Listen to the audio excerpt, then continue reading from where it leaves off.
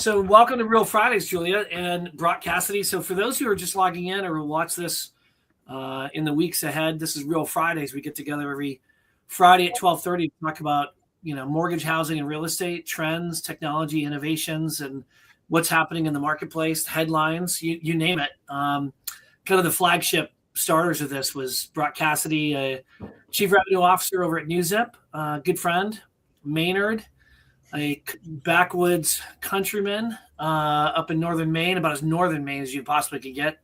I'm from Vermont, and I'm an expert sort of mortgage banker, retail mortgage banker.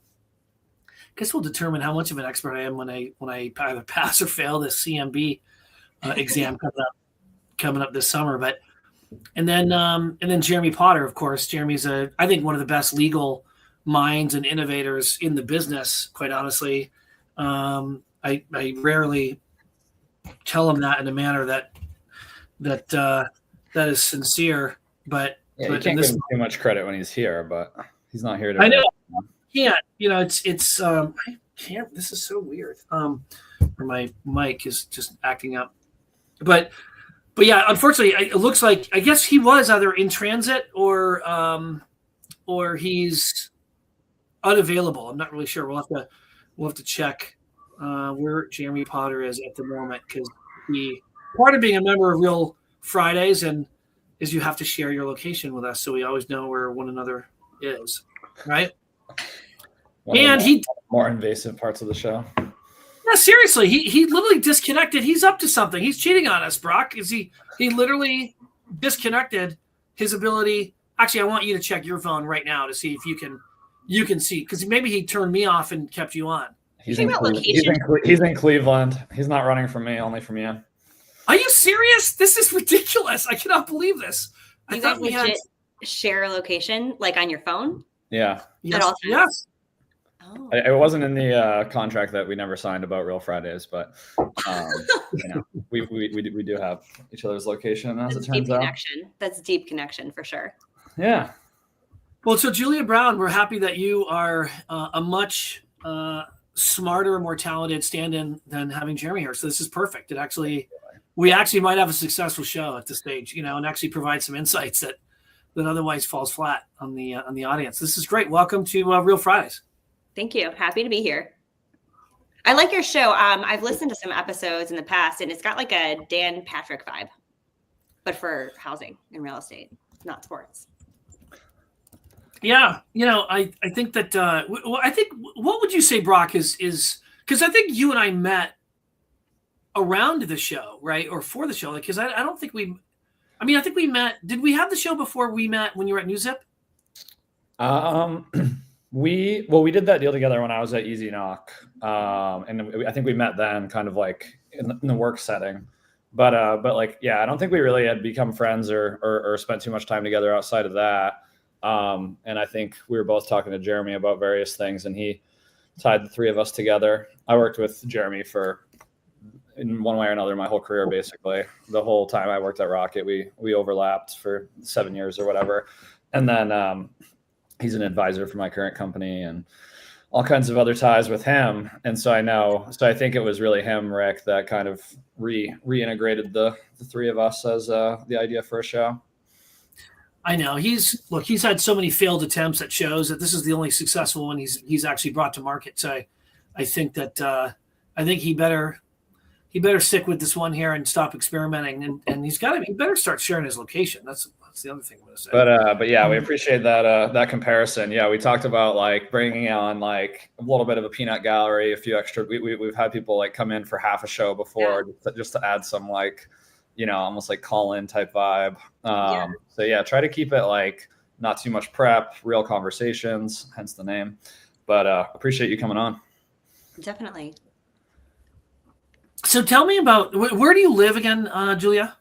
Columbus, Ohio. I am actually, I'll share my location with the group. Yes. I mean, no, just kidding. I'm in Columbus, Ohio.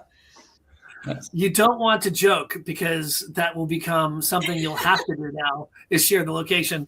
No, it actually, we do that because at conferences and stuff, it's good to be able to find like, hey, where are you at? And we just kind of know And oftentimes, I'll be in a city around the country, and Brock or Jeremy will either be coming or going to the same city.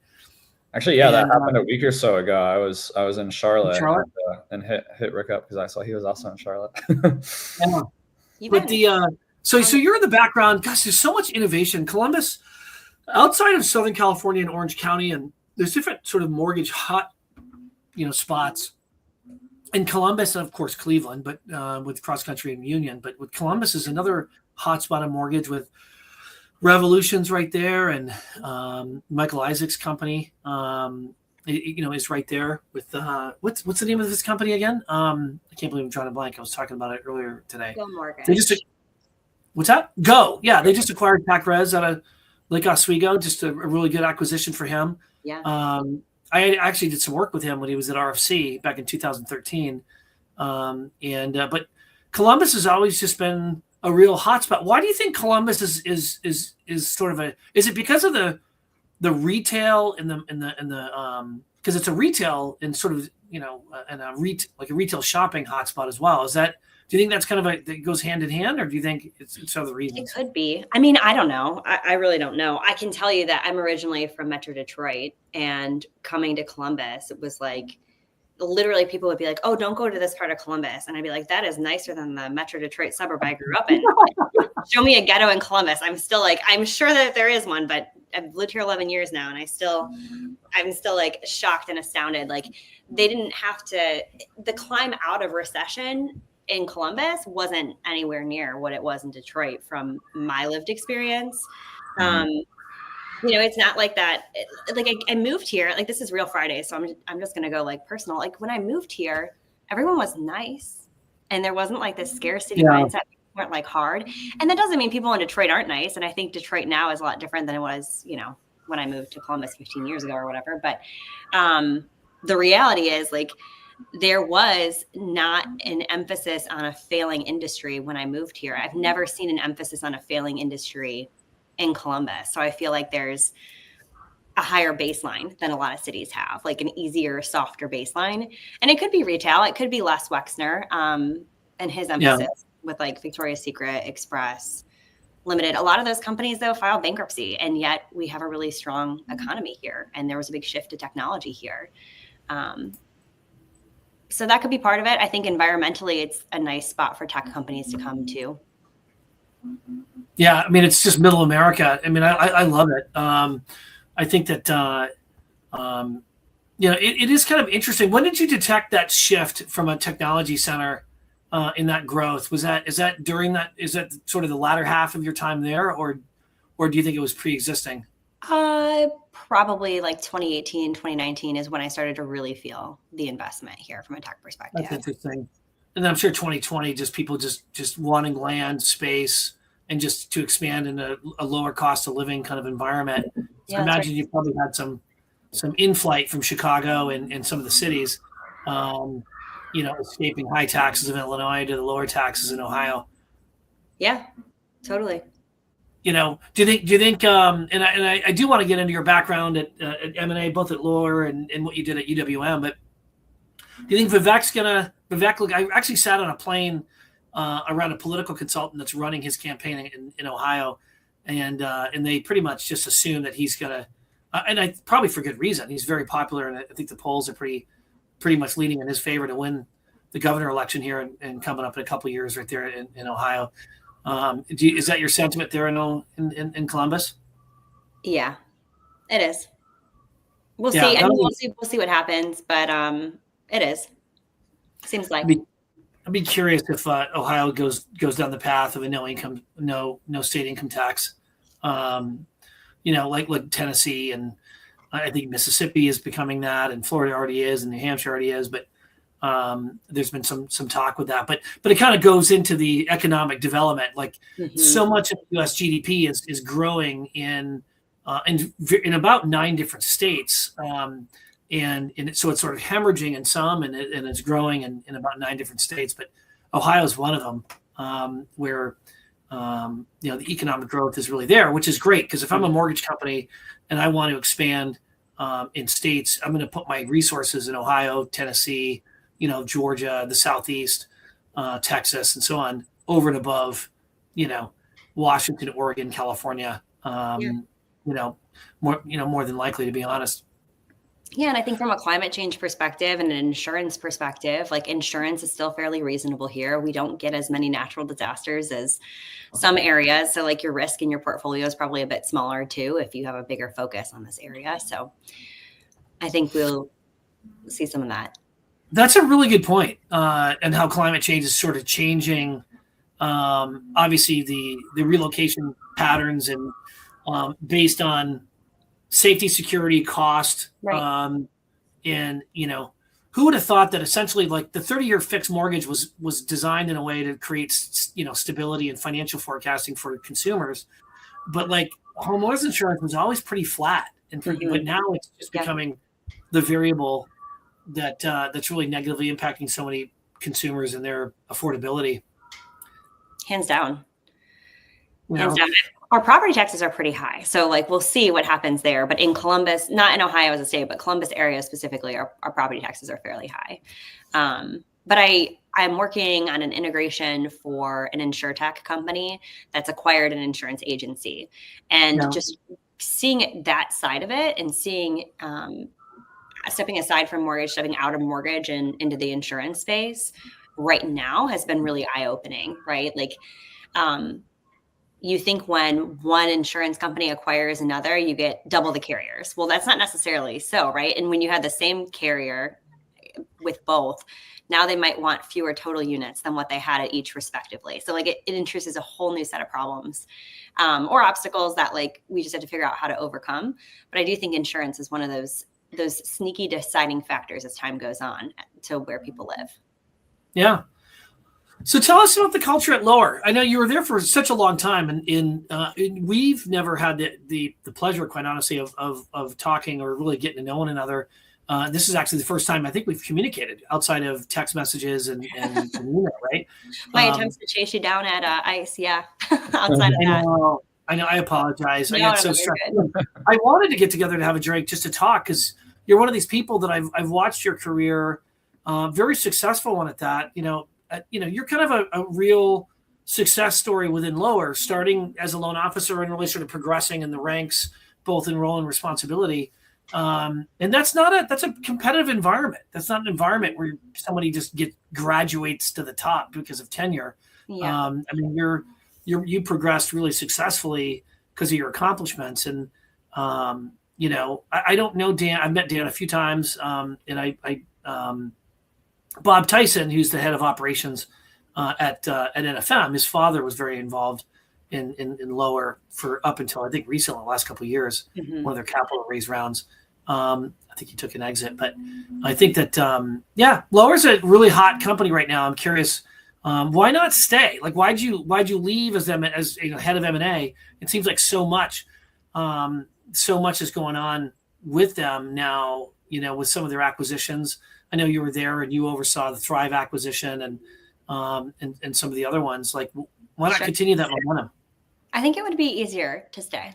It would have been easier to stay by far. Like going out on your own when you have and leave, like making the choice to leave your salaried position at a top 50 IMB where they're happy with you and you're happy with them, like, and maybe build your business on the side and then leave would have been the easier thing to do. But it also didn't feel right anymore. Like, and that's not a knock on Lower by any means. I just think, like I have said this before, I think of my career as like 40 chapters in a book. And I did 10 chapters at Lower. Like, that's a long time. Like I get to live one life, like each of us gets to live one lifetime.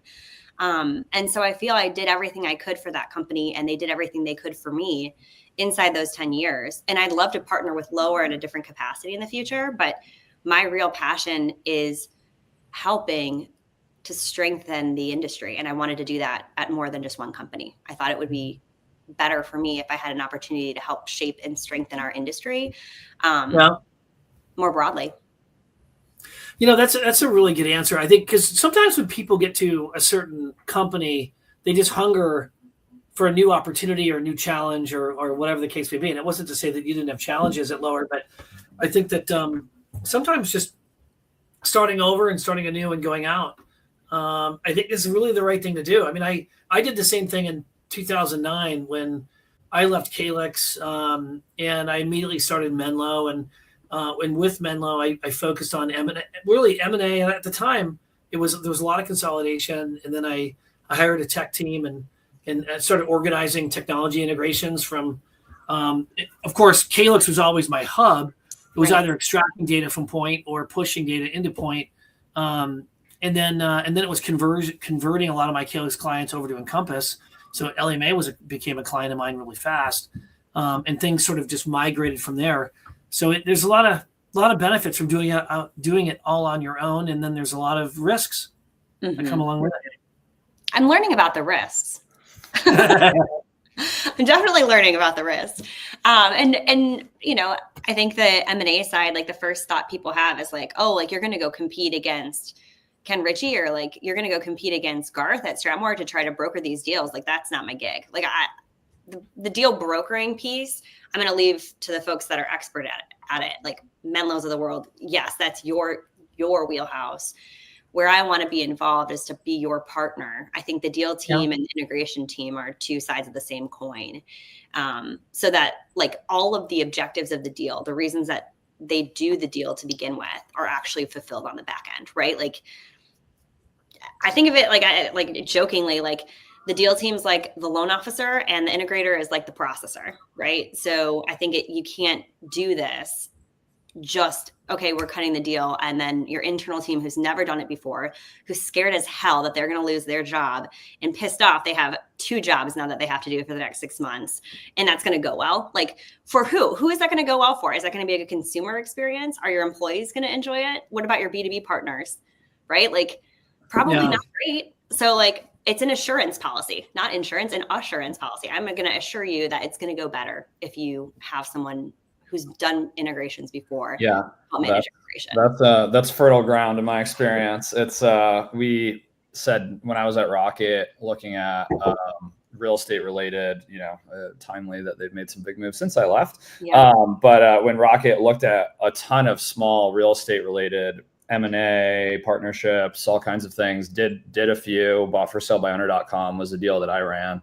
And a few other, small pieces by their standards, but the amount of pain that came afterwards on every integration was crazy, and the uncertainty from everyone in the company, even people that were nowhere close to it, would think they were going to lose their jobs, or would think that they were going to get demoted, or, have a boss that they changed from a leader that they really trusted to a leader that they would never work for. Like the amount of, I was really unprepared for it till I saw it in the wild. I was like, deal makes sense. Integration makes sense. Obvious, we need this team to do that and this team to do that. And it's like, well, that's because I was in the room for 6 months talking about it.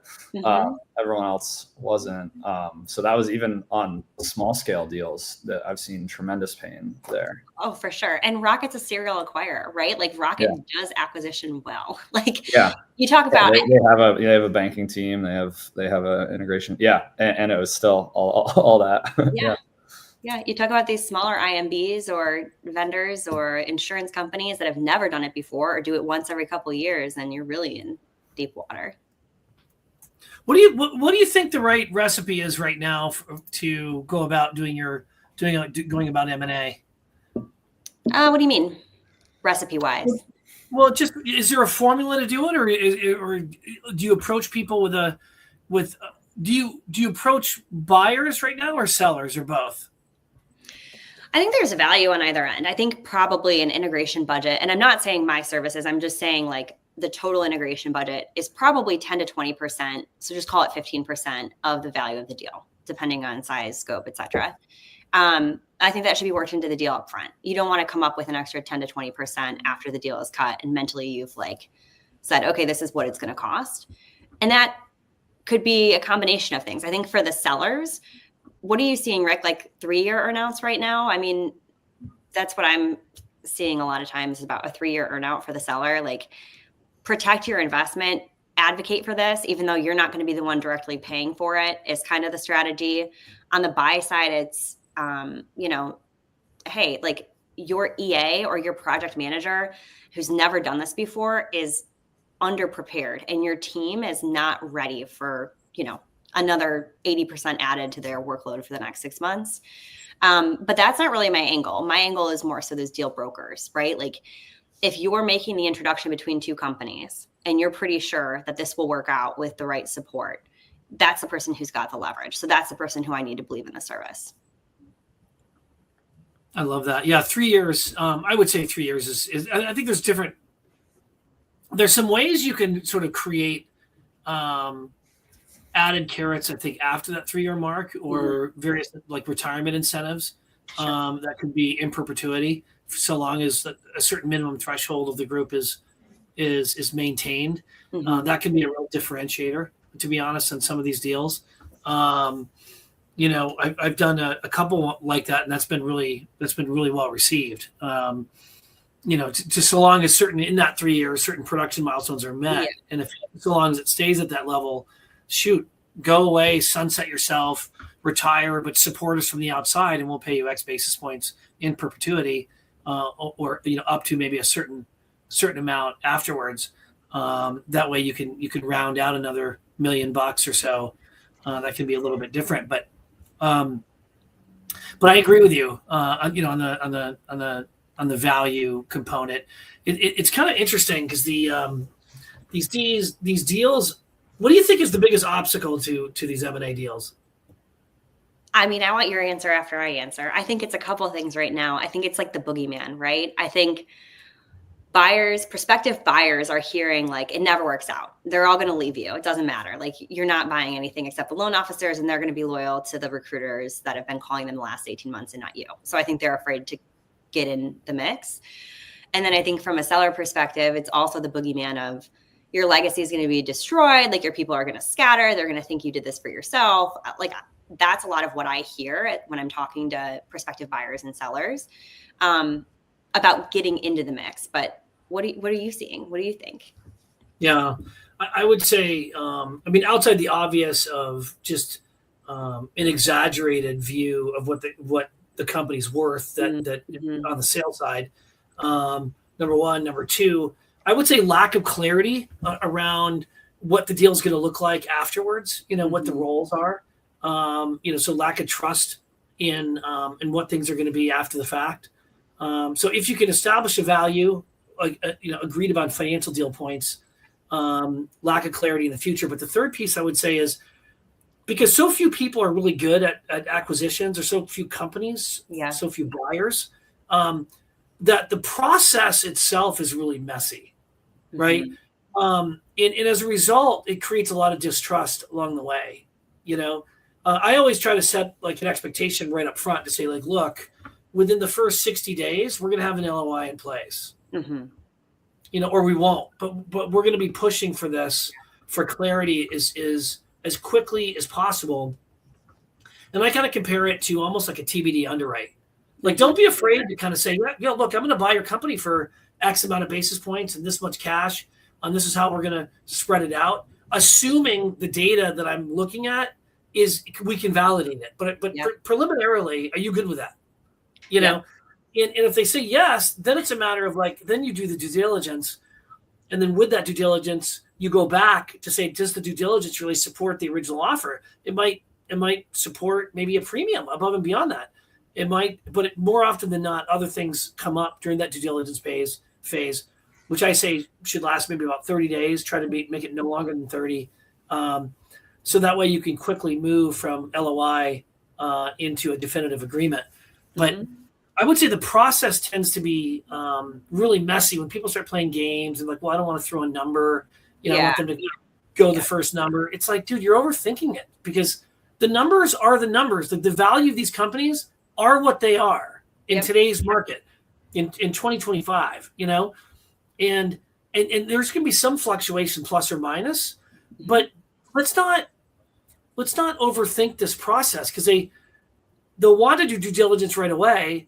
And then downstream, you're 3 months into it and you're still not at anywhere close to an agreed upon price. And then everyone feels like they've wasted their time. 100%. What percent of in these types of deals, like these M&A conversations between, I guess, like small, mid-sized mortgage companies joining up, how often, I guess what percentage kind of on the average deal you guys have both seen in the past year or two of the liquidity comes at the point of sale versus over that earnout to the owner of the seller? Is anything coming up front, or is it 100% delayed basically? Go ahead, Julia. I mean, I can give you a couple thoughts on it, but go ahead. How about you? It's probably better for you to answer because mine is pretty exclusive to a single company and I don't want to share their fair practices. It's totally fine. Go ahead. You don't want to do that. No, mine is on the deal making side too limited of a scope right now to share. Yeah. Strategy. I would say it really depends on the deal, of course, Brock, and it depends on the negotiating position of the seller and the buyer. If it's more of a distress situation, obviously less cash up front, obviously. But what I like to do is I like to try to be a little bit more conservative. If let's say there's $4 million, on at stake, I generally would say that after having done I'm going to say, Brock, I'm going to give you $1 million when we sign, right? And then I'm going to give you another, let's say, $1.5 million. And if this is on an asset side, an asset acquisition. Yeah. And then I might give you $1.5 million or so when the production that we think we're getting, validated by past production reports or MMI, the production I think we're getting, when all of those people have onboarded, I'll give you another $1 million, right? And then that point forward, when you hit like a certain, like maybe 1 or 2 production tiers, is which will release the third and fourth million, to get to that $4 million. So that way you've really, so something like 25% liquidity on closing, give or take, and then spread it out beyond that. Yeah. I was curious whether you can even do any right now with, some with like if everyone's losing money, like the MBA says, or whatever, 60% of IMBs are losing money last quarter. It's hard to pay anything up front. But the problem is, I agree with you, and that's a very buyer's perspective, right? Yeah. The problem is when you do an acquisition, if I'm selling my company to you, Brock, I'm going to have 50 basis points, 70 basis points less in cost now because I don't need all this back office stuff. Sure. So what I have it has value. So when I would negotiate, if I'm the seller, I'd back out all the expenses I'm not going to carry over and say, you might look at our financials and say we lost a couple $1 million, but we really didn't. Yeah, it's a profitable business once you get it. Yeah. Yeah, all the stuff that made me lose money, you're not going to have. I mean, you already have those resources. So, and there's time to market advantages, and there's new market penetration advantages depending upon the location of the buyer. There's a lot of sort of diagnostics that go into it, and it's real easy to people who really screw up deals, like buyers who really screw up deals, go into it and they're not very sophisticated. They come in with a lot of judgments. They feel like, well, I can just, what's your company worth? It's like, well, you know what? California company, go ahead and try to, get $700 million a year in Maryland, New Jersey, and Pennsylvania. Go ahead and try. Do that $2 million a month, in branches. Go ahead and try. Because for every 5 you hire, 3 of them are not going to work out, or they're going to get poached by someone. That's like how all the VC-backed real estate companies, do California as the first market and show unit economics that are like, just off the charts, $30,000 per deal. It's like, yeah, for your pilot. Yeah, that makes sense. Yeah, I think there's a reasonable way to give something to the seller up front, and I think it makes sense. Candidly, like, would you sell your company without getting anything on day one? Like, that's what I mean. Yeah, that's like the type of conversation that I've had many times on the real estate side is like, it has to be a win for the seller, day one to some degree, or why would, if they don't have to transact, they won't. So, but that's kind of the gridlock between buyers and sellers always, which I think is where you guys started this conversation. I don't know a ton about this specifically. So on the Thrive deal, did you approach Thrive first, or how did the communication start just in general between the organizations? I'm not going to say. I don't know. I don't know what lower is comfortable with me disclosing and what lower is not. Well, whatever you can say. I don't want to push you in areas where you're uncomfortable, obviously. But because that seemed like it was a really good acquisition for Thrive. And it seemed like, Lower got some production momentum from, because Lower's history is historically more of a consumer direct kind of play, right? And then it started evolving in a distributed retail through these acquisitions, or is that not a true statement? No, I mean, the thing is, it's so funny because when I hear like the outside impressions of Lower versus like having been a part of it since it was AmeriHome and then Homeside and then Lower, it's totally like what happens at every organization, right? There was always a strong retail. And even like, if you remember like Q3, Q4 of 2018, rates hit 5 for the first time in years, and everyone freaked out. And it was like, well, thank God we have retail because consumer direct struggling in that moment, right? And then that was around the same time that Lower was branching off because the consumer direct was called Homeside, just like retail was called Homeside for years and years before that, rebrand and the capital investment. But in 2020, 2021, when the brand started getting attention, it was the consumer direct component that was getting that attention, which is why I think everyone views Lower as a consumer direct company that started acquiring retail business. There was always a very strong retail component to it. Yeah, no, that's fascinating. No, I mean, I love this story, of companies like Lower, who generate a lot of attention in the marketplace. They raise some really good, really strong capital from capital sources. And then, they're really strong headline grabbers. And there's a few of them that have gained a lot of momentum. APM's gained a lot of momentum. NFM's, generated a lot of momentum. Guild obviously has a tremendous amount of momentum in their acquisitions. I give them a lot of credit because doing these acquisitions, it's not easy to do them successfully. Freedom has failed at acquisitions for years. I mean, they buy companies and then there's so much that falls off the plate. And so, it just sort of depends on what, are you trying to knock out a competitor, or are you trying to really gain momentum from the assets of the competitor really for a collective gain? It kind of just depends on. Stan used to say to me, he goes, Rick, there's 2 ways to being the biggest building in town. You either build the biggest building in town, or you knock all the other ones and you're the last one left. That's right. And I'm like, Stan, that's a very Freedom thing to say. I get it. I mean, it's the most competitive, but I love the ambition. Yeah.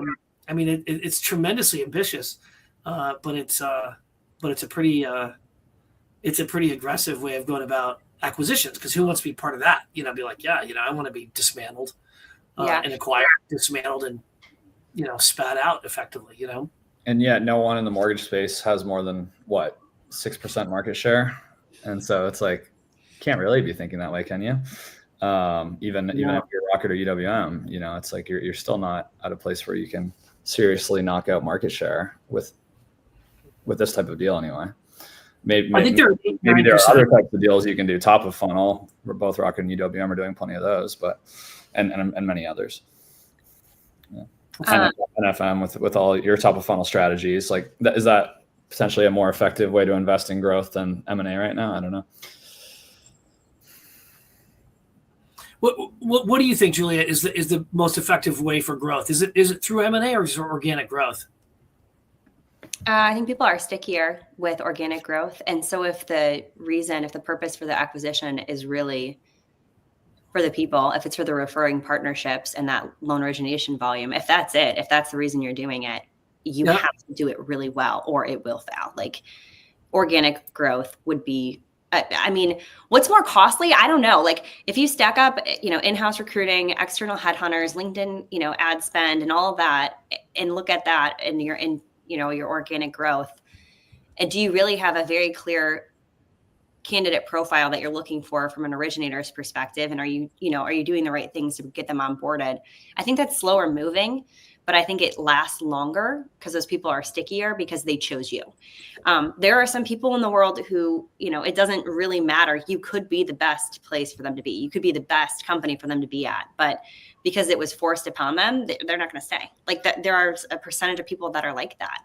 So whenever I hear like, oh, our retention goal is 100% retention for the next 18 months for all originators. I'm like, well, you're not going to get that. So what is important? Like, which people do we need to retain? What is the right percentage? What's the right volume amount? What do we need to have as an organization? What do we need to have for it to be possible? But it's not 100% for 18 months. Some people are just not going to be shepherded from one org to another. Sure. What do you think the strategies are for retention? Is it financial? Is it, I mean, how would you, and let me ask this, in doing the acquisition, do you hang out after the acquisition to do any kind of support services thereafter? Do you think, just in theory, like what would be the perfect role for you in an acquisition? Yeah, it's acquisition integration management. So it's working with the deal team to come up with objectives of the deal, building out the steering committee alongside the deal team, coming up with a project plan, coming up with milestones, work streams around, technology, people, operations, whatever the components are that really matter to the deal.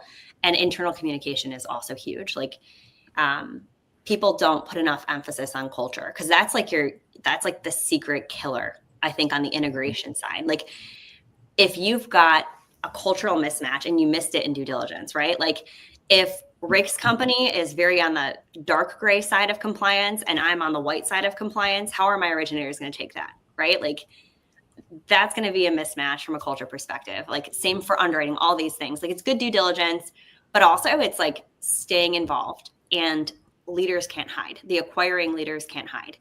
Incentivizing the seller to stay involved in a way that makes sense, I think, is also important. Like, I would love to see where, if I'm, a seller, I'm getting weekly reports on pre-approvals, locks, initial disclosures for my teams.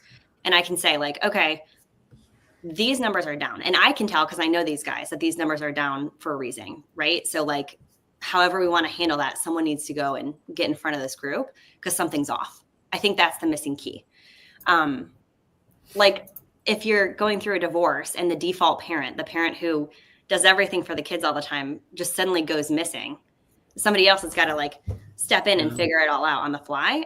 That's going to be a lot more turbulence than if the default parent is like, oh yeah, we do bath time at 7. If you do bath time at 8, the kid is going to like get a second wind and be up till midnight. Right? Like, that, it's like all these analogies around like living real life, but that's true. It's the same way with adults and the same way in M&A. I love it. The human side of these transactions are really just that. They're very human. I love that. That's fascinating. So what would you say? So on the retention side, I think that makes a lot of sense. I love the fact that you are very much involved in the steering committee, because there's some of the weaker value propositions for those that do M&A are those that are purely transactional. Yep. and they pretty much just help negotiate the deal, and they walk away with a 7 or 8 or 9% per check of the purchase price, and then everyone else is sort of left to clean up the pieces, and that individual just sort of walks away. I think it's really smart, especially since you're a really good mortgage operator, to have your insights in that, because you coming in from the outside, you're able to sort of not be quite as impacted by the internal politics of the organization, and you can come in with a strong degree of authority because of your background. And I think that's a really powerful combination. Yeah, and it cools emotions for the employees, for those who are being acquired and those who are like on the acquiring side, right? It's not like, man, the CEO that I've worked for the last 5 years, he knows me. He should just trust that I'm right in this. Why is he asking me for more information? Well, we take it out of his hands and put it in my hands. And I'm asking you for more information because I don't know you from Adam. And like, I need to know that this is the best thing for the end state organization. And then there's a lot, even though I'm an outsider, I'm an expert in this area. So it does bring emotions back down. So I love that. Tell us about technology. What would you say, is technology ever a factor in the acquisitions that you've, at least the conversations you've had with people who are poking around? And how do you handle that? How do you massage out the technology platforms? Yeah, there's usually a tech work stream, and I'll work with like a CTO, CIO, CISO, whoever is like over technology, to come up with a working group, like a technology integration team, and kind of define like what's on the table and what's not. I always say you can't reshape a pretzel after it's baked. So if you're the acquiring company, you can add salt. I love your analogies. They're so perfect. Go ahead. You can't reshape a pretzel after it's baked. Awesome. No. Let's go. What happens if you try to reshape a pretzel after it's baked? It breaks. It snaps. It breaks. You can't handle it. But you can add salt to a pretzel after it's baked, right? So like, what can we sprinkle on top that is good and helpful to ease this other organization in, and maybe like reduce the pace of change just a touch? Like if they love, using Slack and you're a Teams company, like, are you really committed to Teams, or is that like on the table? Like what is on the table? What's not on the table? And then let's not waffle around it. Like, from a tech perspective, like, okay, if on day one you're all getting new companies' email addresses, then let that just be what it is. And we can talk to the people to figure out how big of an issue that might be. But if we're going to rip that Band-Aid off, let's make sure that we do it right. Like, that's the key thing. Like, if we're making change for people, it's okay to make the change and for them to like not love that we're changing their email address. What's not okay is for them to get like blacklisted when they're going to send their realtors emails now from this new email address, right? Like, that's where I'm like, we got to be really clear about what's included in scope and what's outside scope. What are you unwilling to change? What do you know you do better than anybody else? And are you willing to like walk the walk and talk the talk around it? How does that affect price, would you say? Like, or does it? If there's proprietary tech in a company that you're acquiring that you think is a value driver in the deal, maybe that increases the deal price a bit because you're getting that technology. If it's not just about the loan officers and their referring partners. If you're adding new technology as a piece of the deal, like if it's a requirement, we've got to spend an extra $500,000 a year on a contract for the next 4 years before we can transition them to our CRM, then maybe it, detracts from the price a bit. What do you think? Brock, what do you think? I haven't been a part of any deals like this. Been a part of more tech acquisitions, and so totally different conversation. I would assume that it usually doesn't have an effect because most people don't have super valuable proprietary tech in these deals, I would assume. Or if they do, then the acquirer probably has redundant tech somewhere. So I don't think there's that many mortgage companies that truly have proprietary tech that the acquirer would really value. Almost all of it would be redundant, I would think. Yeah, there's one deal that I'm sort of privy to right now that I've sort of shed some light on or provide some feedback and advice on. And the seller was talking about all this proprietary tech that the company had, and it's really tech that the buyer really needs. But the seller, what it really came down to was it had taken a POS and just kind of customized it, white labeled it and customized it slightly. And had taken a CRM and white labeled it and customized it. And at the end of the day, there really wasn't any proprietary tech. It was just a couple. Well, maybe it's a key part of the story to make it feel good and make it, value what the company's worked hard on. But I'm assuming on part of it is, and the this is why spreadsheets at the end, it's hard to imagine it drives like a lot of extra profit. This is why the flow is so important, because when you overstate this, when you say like, we have all this proprietary tech, and then all of a sudden when you do the demo and then you realize it's not really proprietary, they might have some customizations that are relevant to the company itself, but it's not. It creates, even if it could be a little bit, man. I mean, sometimes when you sow seeds of distrust, little bit goes a long way and can do a lot of damage. Even if it just feels off, they may not, the buyer may not articulate, I don't trust them. It may not be that egregious. It might be just something that's underwhelming enough that creates a little, like, just takes a little bit of the energy and wind out. So it's way better to say, like, we've taken some over-the-counter products and really done some cool things that are really helpful for our organization. That is really making us the company that's so attractive to you that you want to buy. Yeah, sure. So let me share that with you, type of thing. But that's where it was kind of overstated. But in that case, I agree with Julia. I mean, from the standpoint of if it's custom, if it truly is custom built in proprietary tech, if I'm buying Absolute Home Loans and Matt Van Fossen and he's got his big POS, that's really valuable. Like that's a Bill Dallas. Yeah. That's a Bill Dallas play, right? Buy my company, but you got to buy Cloud Virgo with it and give me a really big multiple on it. That's a really, really smart play if you can do it right. I think from the deal team perspective too, there was one deal is coming to mind in particular. We didn't end up closing it, but the founder was very excited about technology that he was building, and we're trying to figure out like the valuation and what a value to assign to the technology. And I was like, hey, like, I know this isn't normal. Like, we don't normally do this, but I want our head of engineering to like get in and get his hands on this tech. And it was all vaporware. So like, good thing that we didn't have non-technical people making that decision. But a lot of times the deal team is so tight-lipped and with good reason around like, who they're allowing into the conversation. If we didn't have that technical resource come in and evaluate, like there is a potential that a much overinflated value would have been assigned. Yeah, that's fascinating. What would you say? I mean, you're so powerful, Julia, because you're so disarming, in part of, look, let's face it, if you can very much, if you're representing the buyer or the seller, by being as knowledgeable about the business, but very matter of fact and very, even in your analogies, it's just, you bring a level of calm to the conversation. Brock, sounds way like normally he's not as intelligent and not as sort of communicative on these podcasts. Normally he's all over the place, but you've brought a sense of calm. I did that. You rolled out the Montessori. How you're going to give me a backhanded compliment before we hung up?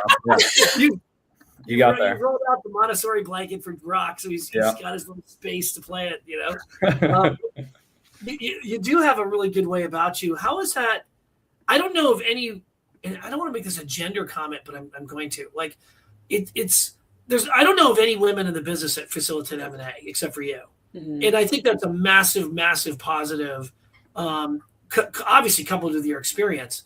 But how is that different? I mean, how is it? Do you detect a bit of difference in that? Or do you detect it as a strength? Or do you feel, I mean, it's kind of hard to say it's your strength, but because your experience is your strength. But I think your presentation is different, obviously, and I think that's an awesome quality because you're able to sort of disarm personalities, it strikes me, in ways that some alpha aggressive, male who's trying to just bulldoze a conversation isn't going to be as successful as you are in being able to sort of allow for calmer heads to prevail. It's funny. I've never really thought about it from the lens of like me being a woman, maybe having an EQ advantage, because I have been told, I've been told that I'm like very direct. Like I'm sometimes too direct for people, but I also like just love people a lot.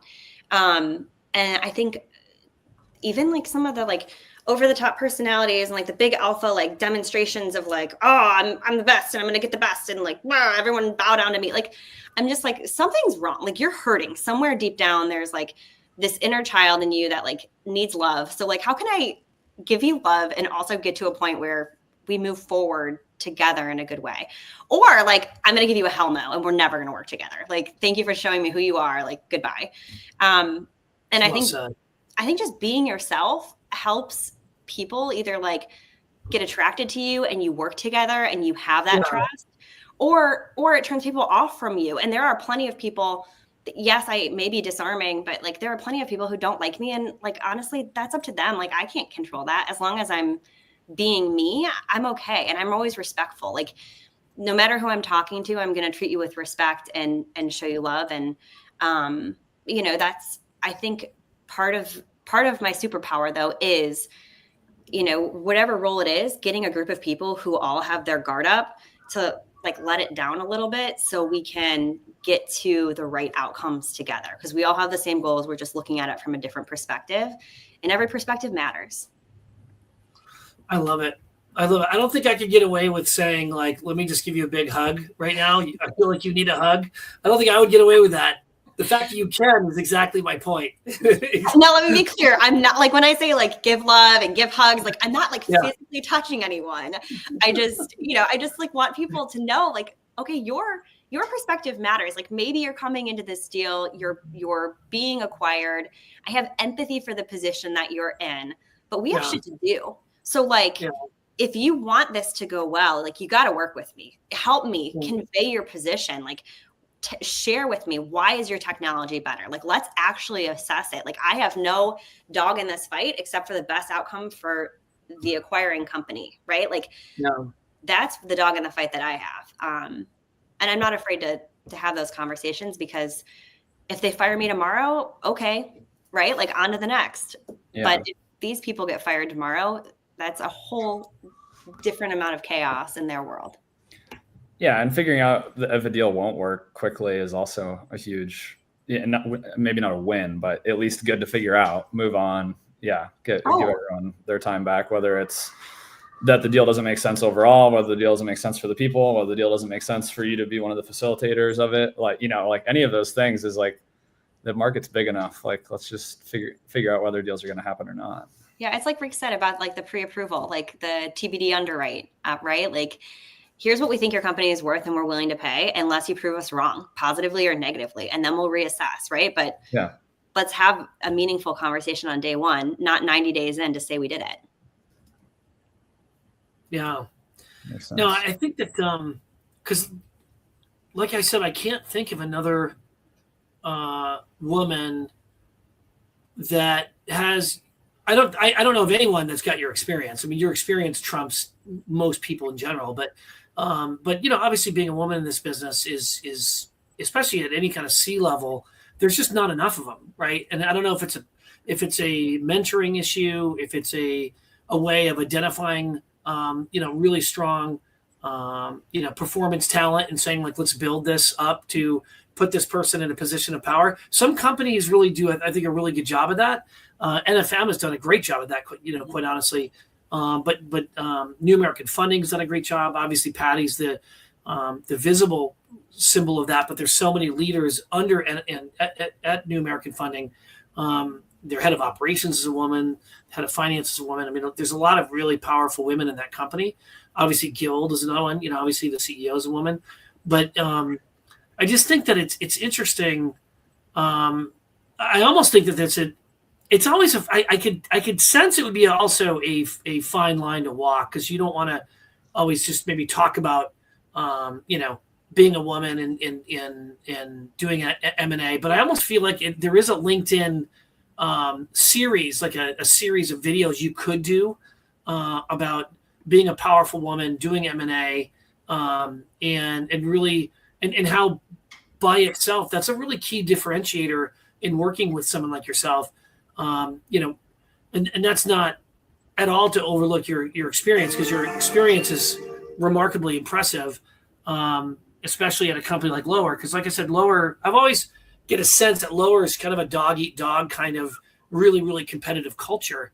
And you having risen the way you have, as well as effective as you did, I think is a testimony to your leadership and your experience in the business. But I don't know. I think you should probably do a LinkedIn podcast like that, or some kind of a LinkedIn series on women in M&A. Yeah, I could. There are a couple of really wonderful outside mortgage, like really impressive M&A attorneys that are female. And there's a woman who's a partner at a VC that I pay attention to. That's really powerful. I don't shy away from, women's empowerment or women in leadership. There are a few women that I've mentored over the years. And candidly, like when I was at Lower, one of the first things I did is I got pregnant like 10 years ago. And I was like, okay, how do I do this and be a mom. And so I was like, hey, can I start a panel? Like, can we do like a lunch and learn series with the women who are in leadership here today, for all the women about like, how do you manage it all? How do you, show up to a boardroom and all these things? And Dan was really supportive of that. So we did that in 2015 and again in 2018. And I just think that there is like it's weird. Honestly, like as a woman, it's weird to talk about being different. It's now more than ever. It's uncomfortable. Like the DE and I, conversation is like almost like people are like, I don't want to work with you because you care about having diversity in the workplace. So it's like, oh, really? Okay. Well, I'm gonna come in and support you. And by the way, my number 2 is African American. So like, we're gonna. What's so hard for that is that you could be very much pro diversity and pro multicultural and not necessarily be comfortable with some of the DEI programming. And I think that's where, unfortunately, a lot of these discussions, a lot of these sort of political points tend to be so toxic because it's like, yes, there's been a lot of inequities in the United States against African Americans and against Black Americans. And it's like, if somebody's not for BLM, but they can be very much for equity in the workplace, and for pro home ownership for Black households and Latino households, it tends to be so toxic of a conversation. And I think people just need to talk more boldly about it, that, diversity in the workforce doesn't begin with DEI, but it doesn't end with it either. Right. Because it's still very much, I've often said, you can't sell to communities that you don't represent, right? You can't sell very effectively to communities you don't represent. So if you don't have, at least some multicultural aspect to your organization, you're going to struggle selling to Black realtors, Black, families, Latino families, Asian, American families. It's going to be a difficult kind of pitch, And the same thing. Look, women represent like the second or third largest home ownership demographic, single women for that matter, either by postponing marriage or by divorce, and it needs to be talked about. Like, how are men, and how are mortgage companies, and most of whom are run by men, how are they sort of bulking up their organization to cater to more women and female buyers? Right. And they just don't want to talk about it because they're men. Right. But I think part of it is just talking about it, because you create oxygen in the room, and you sort of implicitly invite people into the conversation to actually make that happen. Cross Country does a good job of that. About 22%, 23% of their total volume is from single applicant females. I love when you post data analytics and stats around like who's like talking about it versus who's actually doing it. I think it was probably a month or 2 ago now, you had a really great post around diversity in different mortgage companies. I'm going to go back and look at that one again, actually, because I remember when you wrote it, I was like, how does he get all the data? You're so good at data. Yeah. No, it's I got in trouble for that too, by the way. Somebody, it wasn't widely well received, it just depends on the audience and who I'm talking about. But unfortunately, I wish people would just realize that the data is the data, right? And to me, if somebody's, you'll get companies who market themselves as the Latino lender, for instance, but they don't really do a lot of Latino loans, and you just look at the data. And so when you bring attention to it, then it breaks a narrative, and, sometimes it wrinkles feathers. But I did an article once about the hidden racism in underwriting, really super like non-controversial topic, back in like 2013, 2014. And I got phone calls from, and I'm white Irish as can be, but it's about as obvious as it gets when you look at the data, and I got phone calls from several CEOs saying, if you write articles like that, you'll probably never work in this business again. If you keep beating that drum. And it was kind of before a lot of the awareness on immigration and Black home ownership and Latin NAREP was really just gaining momentum. So that wasn't really a dominant theme. So the whole millennial theme hadn't really hit yet. So it was kind of an interesting page that I think the industry has to, because you can't solve a problem if you don't really talk about it.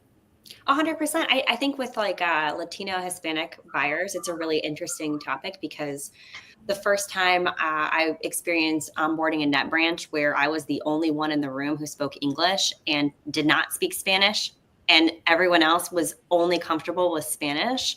Yeah.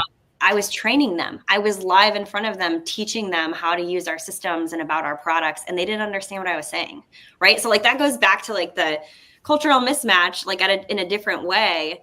Or like I left that environment with a really, good handle on how to use Google Translate, but also I was like, hey guys, by the way, we can't fire their LOAs because their LOAs are translating, like they're a much higher touch. And this was a long time ago, but this is a much higher touch clientele that they have, right? Like, because the documents are only in English, we didn't have access to Spanish documents, and all of their buyers were Hispanic and only spoke Spanish or were much more comfortable from a Spanish document perspective. Our loan officers were going through these documents or had LOAs that were bilingual and going through these documents in person over the course of like 2 to 3 hours. It wasn't a click to sign where they weren't reading the documents like so many of our other buyers, but you don't learn that until you're exposed to it, right? And I think that's what you're saying about having a diverse group in the room. Oh, it looks like Brock had to leave. One of the things that I found pretty interesting about that is that it's not about race. It's about culture, Yes. right? And within, like, it's funny. Denzel Washington has a great quote around this, but by saying that the director, it was the Italian director, Scorsese. Yeah. He was like, Scorsese could have done Schindler's List, and the Jewish director, what's his name? He did E.T. and Steven Spielberg. Steven Spielberg could have done The Godfather. Yeah, but they probably would have been great films.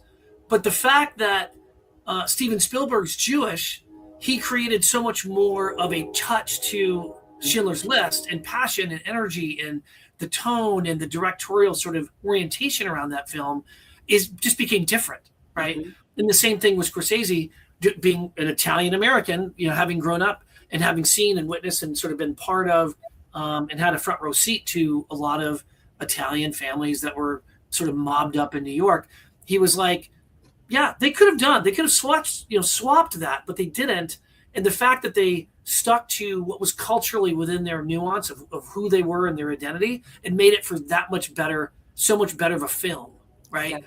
So we could sell, we can market organizations to Black households or market organizations to Latino households, but it just becomes a better offering if you have a quality or character of the organization that represents and looks like the communities that you're serving. And that's why women in leadership is such an important piece where we either need to sort of develop it, embrace it, develop it, nurture it, and then actually put it sort of right on display, right on the C-suite, which is, or just on a leadership level. But I think it's an interesting sort of subject. But the M&A piece, I don't know any women in M&A in this business, and I think with your background, it's all about, there's a sea of people. Everybody in this space is sort of talented, but when you can identify ways where this person has greater strengths because their ability to disarm and to smooth over conflict and being able to sort of get deals done, I could see you as being an incredibly powerful, a powerful force for a company to bring you on to help you either buy or sell an organization, for sure. Thank you, Rick. I appreciate that. Yeah. So I'd love to collaborate with you anytime. If you need any help with any deals or whatever the case may be, I'd be happy to sign an NDA and help provide any 2 cents advice, or not mentoring, but you know what I mean, just any kind of oversight. I'm humble. Like, I get it. Like, I've been in housing for a long time, but M&A specifically is a bit more recent for me. And you've got, the reputation and the track record of a lifetime.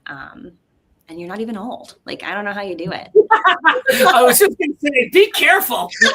No, you're not. You're not. No, but you really do. I listened when you had Greg and who else was on? Oh, Clayton back in the fall when you joined NFM. I listened to that episode and I thought about what Greg said and really how NFM operates. And I thought this is going to be a really cool thing to watch unfold and see how it goes for them. Because, I think what Greg got right in that conversation was he mentioned, hey, look, we're not a company that brings on a top producer and on day one says, okay, outperform what you did last month right now, like this second, and not a lot of companies get that, whether you're acquiring another company or if you're going after key executives for the C-suite. There's not a lot of companies that are like, okay, it's going to take a beat for us to get our stride, but we're going to get there together and we're invested in the long term. So it's really cool to watch NFM keep investing in talented people. Yeah, no, thank you. Yeah, no, it's the company is a really talented organization, and it's interesting because I always had this view that it was this big national distributed retail organization. And it's really kind of not. It's a very intimate, boutique, high-performing culture of a smaller set of loan officers, about 400 or so, 380.